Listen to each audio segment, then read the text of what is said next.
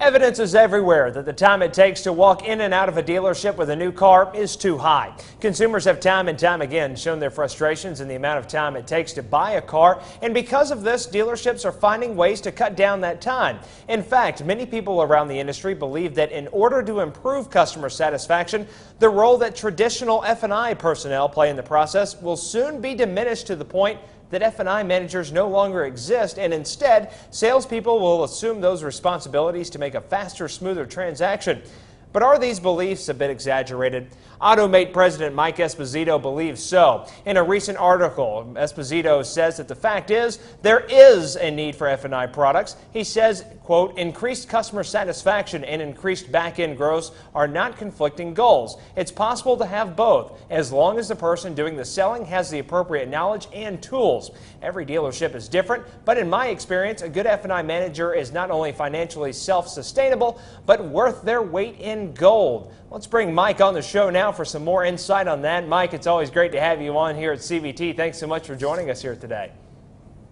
Good to be with you, Russ. You brought up the question recently of whether or not the traditional F&I manager role could be dying out as customers demand a quicker process. First, explain why people believe that the traditional role of F&I manager may be on the way out.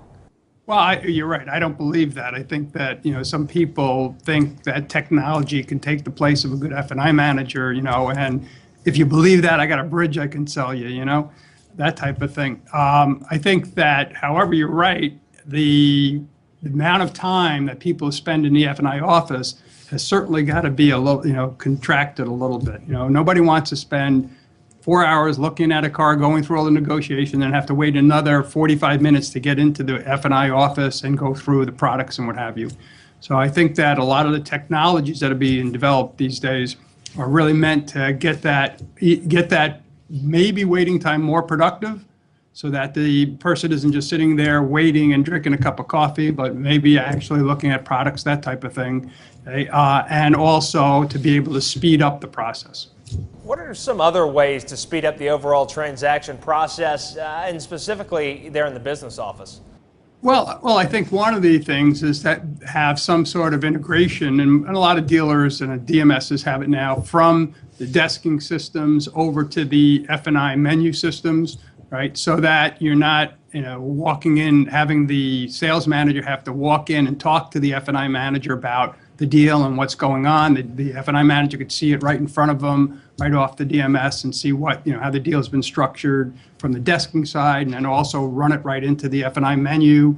And as we talked at the at NADA, having a mobile menu allows you to also get, the transparency to the customer, and actually showing the customer as they're sitting there all of the products that you would like them to take a look at. What are your thoughts on dealerships that are combining the roles of F&I and sales? Because there's a lot of groups out there like Sonic Automotive, for instance, that are trying out having their sales team handle F&I with all the deals. Well, I think the issue will be how well the training goes, right? It's because it really is two different things. Okay? The selling of the car, and then obviously selling the products. I think there's a lot of training that has to be done for salespeople. I know that I've been in dealers that have gone and tried that, where it's almost like a one-stop shop. You see the salesperson and he does everything for you. And to a certain extent, some have been successful. It tends to be when you get, maybe the younger sales guys would be better suited to it versus the older guys who used to like to just TO people out to F&I. I think that the technology, again, does give people the ability to do more. There's not this kind of black box that, goes into F&I. I'm not sure how that all works.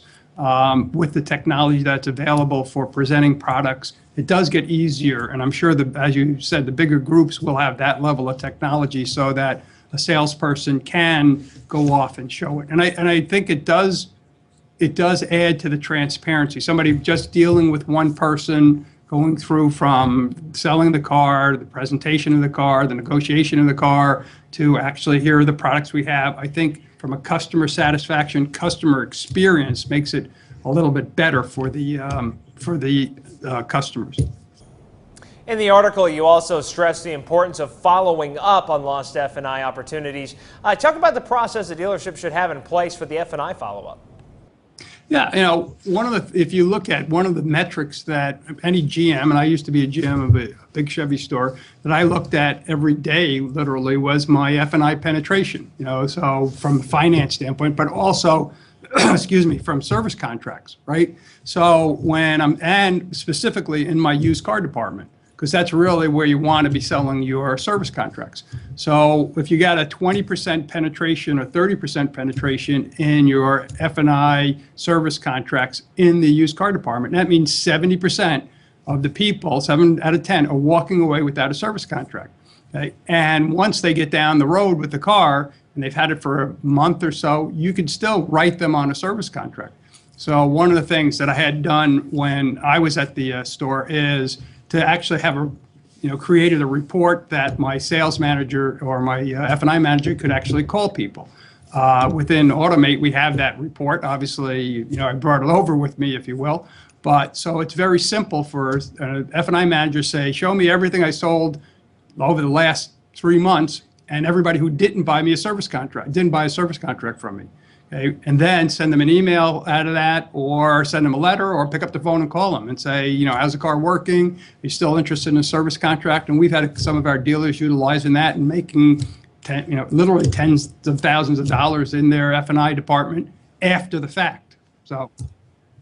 Wow, that's impressive. Yeah, I have to imagine that once a consumer has a little bit more time to research that service contract, they would probably be more willing to buy, and that's where the great follow-up can come in. Well, Mike, we certainly appreciate the insight, and we look forward to catching up to you again here real soon, hopefully to talk about the importance of educating customers in the business office on the F&I menu that's being presented. We'll talk to you soon. Russ, thanks a lot.